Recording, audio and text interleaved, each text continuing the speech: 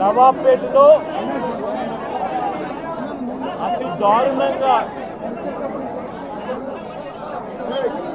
కేవలం ఆధిపత్యం అన్నది చాటడం కోసం ఒక పథకం ప్రకారం అక్కడ కర్రలతో అతి దారుణంగా దాదాపుగా 20 మంది కలిసి కర్రలతో అతి పాశవికంగా కొడుతూ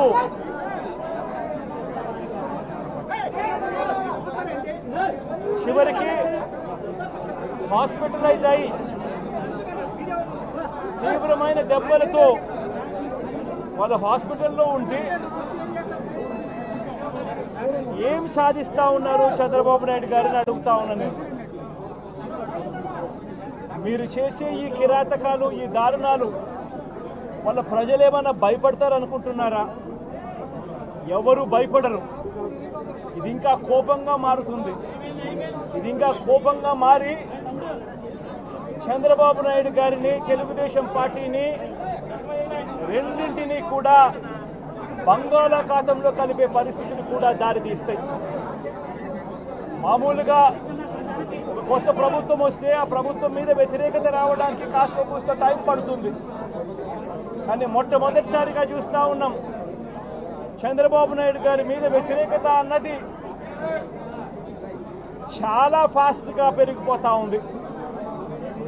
నిజంగా ముఖ్యమంత్రిగా ఉన్న వ్యక్తి గవర్నెన్స్ మీద ఫోకస్ పెట్టాల్సింది పోయి ఏం చేస్తూ ఉన్నాడు అన్నది ఒక్కసారి తనను తాను ప్రశ్నించుకోవాలి అని అడుగుతా ఉన్నా. ఈరోజు రైతులకు సంబంధించి వ్యవసాయం పూర్తిగా ముమ్మరంగా సాగుతూ ఉన్న పరిస్థితుల్లో రైతులకు తాను హామీ ఇచ్చిన మేనిఫెస్టోలో తాను చెప్పిన హామీ రైతులకు 20,000 రూపాయలు పెట్టుబడి సహాయంగా ఇస్తానని చెప్పి రైతులకు ఎగరగొట్టేశాడు. ఇవ్వాల్సిన రైతు భరోసా సొమ్మును కూడా ఇవ్వకుండా, ఎక్కువ చేసి ఇస్తానన్న రైతు భరోసా సొమ్మును కూడా ఇవ్వకుండా రైతులకు మోసం చేశాడు. పిల్లలు బడులకు పోతా ఉన్నారు. ఎంతమంది పిల్లలు బడులకు పోతా ఉన్నారు అన్నది అందరికీ తెలిసిన లెక్కలే. ప్రతి సచివాలయంలోనూ ఎంప్లాయీస్ ఉన్నారు, మండల ఎడ్యుకేషన్ ఆఫీసర్లు ఉన్నారు. అయినా కూడా తల్లులను మోసం చేస్తూ అమ్మఒడి ఎగరగొట్టేశారు. ప్రతి పిల్లాడికి ఇస్తాను అని ఎన్నికలప్పుడు చెప్పిన హామీ నీకు 15,000, నీకు 15,000, నీకు 15,000, నీకు 15,000 అని చెప్పి ఆ ప్రతి పిల్లాడిని చూపించి ఇస్తాము అని చెప్పి ఆ పిల్లలను మోసం చేశారు. ప్రతి అక్క చెల్లెమ్మలను మోసం చేశారు. తల్లులకు అమ్మఒడి ఇస్తామని తల్లుల దగ్గర నుంచి మొదలెడితే ప్రతి తల్లికి 18 సంవత్సరాలు నిండిన ప్రతి అమ్మాయికి, ప్రతి అక్కకు, ప్రతి చెల్లెమ్మకు నెలకు 1,500 రూపాయలు ఇస్తామని చెప్పి వాళ్ళను మోసం చేశారు. ఈరోజు ఫీజు రీఇంబర్స్మెంట్ తీసుకుంటా ఉన్న పిల్లలు జనవరి, ఫిబ్రవరి, మార్చ్ క్వార్టర్ ఫీజులు రాలా. ఏప్రిల్, మే, జూన్ ఫీజులు, 2వ క్వార్టర్ కూడా ఫీజులు రాలా. పిల్లలు చదువుకునేదానికి కూడా ఇబ్బంది పడే పరిస్థితిలోకి, ఫీజులు కట్టలేని పరిస్థితిలోకి కాలేజీ యాజమాన్యాలు ఫీజులు అడుగుతూ ఉన్న పరిస్థితిని ఈరోజు చూస్తూ ఉన్నాం. పిల్లలకు వసతి దీవెన ఎగరగొట్టేశారు. అక్క చెల్లెమ్మలకు 0 వడ్డీ కూడా రావాల్సిన 0 వడ్డీ కూడా మామూలుగా ఏప్రిల్లో రావాల్సింది అది ఎగరగొట్టేశారు. ఇవన్నీ కూడా వైఎస్ఆర్ కాంగ్రెస్ పార్టీ ఉన్నప్పుడు, జగన్ ముఖ్యమంత్రిగా ఉన్నప్పుడు క్రమం తప్పకుండా క్యాలెండర్ ఇచ్చి ప్రతి ఒక్కరిని కూడా ఆదుకుంటూ వస్తూ ఉన్న పరిస్థితి. అమ్మఒడి అయితేనేమి, రైతు భరోసా అయితేనేమి, విద్యా దీవెన అయితేనేమి, వసతి దీవెన అయితేనేమి, 0 వడ్డీ అయితేనేమి, మత్స్యకాల భరోసా అయితేనేమి, ఇవన్నీ కూడా ప్రజలు మాకెందుకు ఇంకా ఇవ్వలేదు అని చెప్పి ప్రజలు అడుగుతూ ఉన్నారు. వారి గురించి పట్టించుకోకుండా, వారికి చేయాల్సిన మంచి గురించి పట్టించుకోకుండా స్కూళ్ళను నిర్వీర్యం చేస్తూ, చదువులను నిర్వీర్యం చేస్తూ, హాస్పిటళ్లను నిర్వీర్యం చేస్తూ, చివరికి ఏ ఒక్కరూ కూడా మిమ్మల్ని ప్రశ్నించకూడదు అని, ఏ ఒక్కరూ కూడా రోడ్లెక్కకూడదు అని ఈ మాదిరిగా భయాందోళనను క్రియేట్ చేయాలనే ఉద్దేశంతో గ్రామ స్థాయి నుంచి మొదలెడితే ప్రతి ఒక్కరికి కూడా మీ కక్షలు, మీ కార్పణ్యాలు మీరు తీర్చుకోండి అని చెప్పి గ్రీన్ సిగ్నల్ ఇస్తూ గ్రామ స్థాయి నుంచి ఈ భయానక వాతావరణాన్ని క్రియేట్ చేస్తూ ఉన్నారు. ఆలోచన చేసుకోమని అడుగుతా ఉన్నా. మళ్ళీ చెప్తా ఉన్నా చంద్రబాబు నాయుడు గారికి, మీరు చేస్తూ ఉన్నది తప్పుడు సాంప్రదాయం.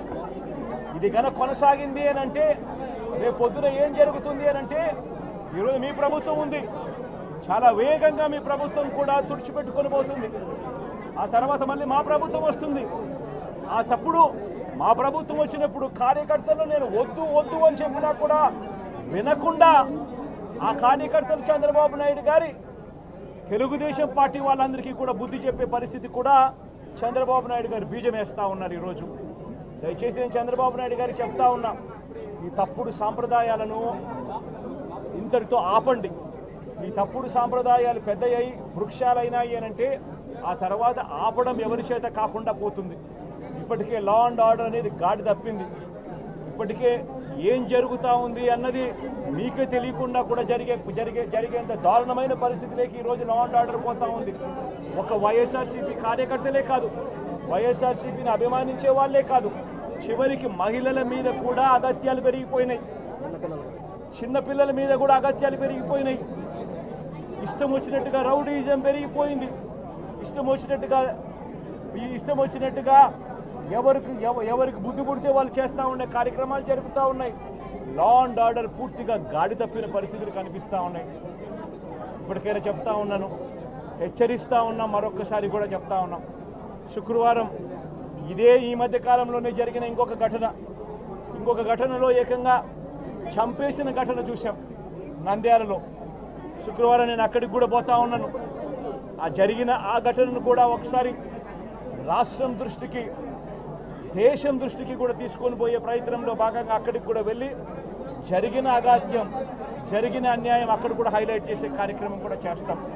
ఖచ్చితంగా హైకోర్టు తలుపులు తడతాం, అవసరమైతే సుప్రీంకోర్టు తలుపులు కూడా తడతాం.